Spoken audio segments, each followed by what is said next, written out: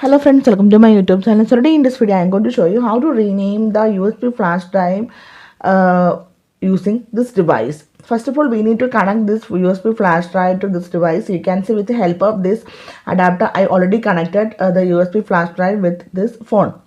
After connect this one, go to files.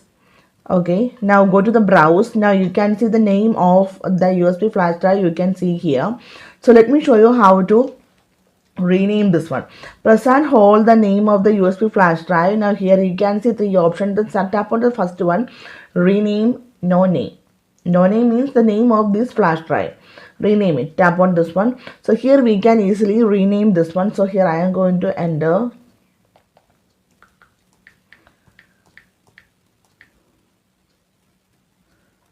Yeah. After enter the name, tap on done.